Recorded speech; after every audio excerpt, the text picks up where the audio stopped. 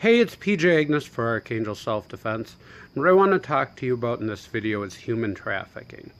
Now, there's a lot of different ways that these predators, these scumbags, they are commonly known as recruiters, but they're just professional kidnappers. They're criminals, they're scumbags, they're predators. There's a lot of different ways that they find their victims. A lot of it happens online, but there's some of it that has been happening in public places, and places like Walmarts, Targets, really brazen public places that you wouldn't expect for it to be happening.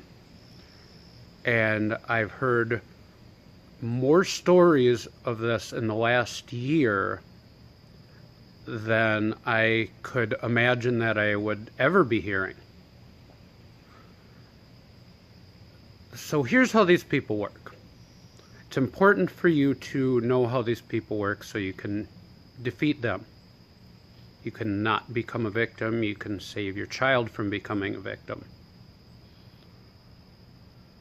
The way these people work is there's always a pair. They always work in pairs. You're never alone, and at least one of these people is usually a woman.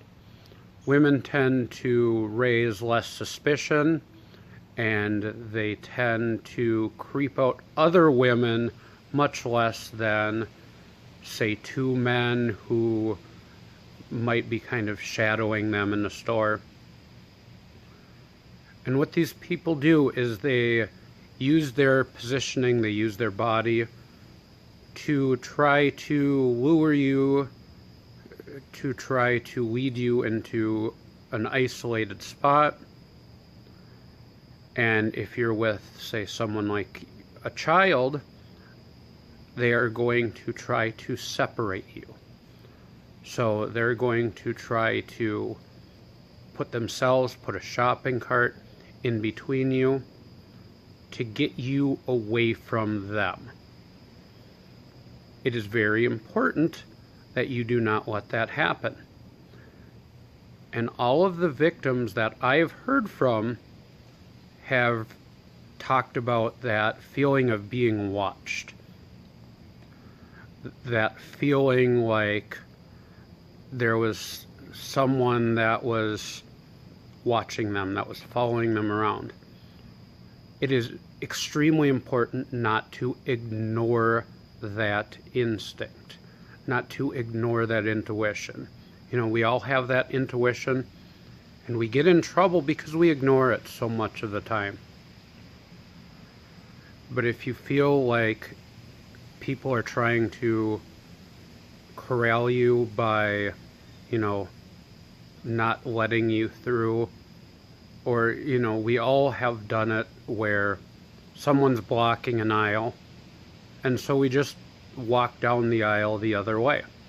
I certainly do that all the time. But we want to make sure that this isn't something that is consistently happening to us, that these people aren't steering us. And if we feel that we are, if we feel that we're being followed, that we're being steered, the most important thing is to physically connect with your child. So that means you hold their hand, you pick them up, you put them in the cart, whatever it is. You do not let them break contact from you. And if we're in, say, a place like a Walmart, we find security staff, we find someone that works there. Even if we can just get around a bunch of other people, it's better than nothing, because we don't want these people following us.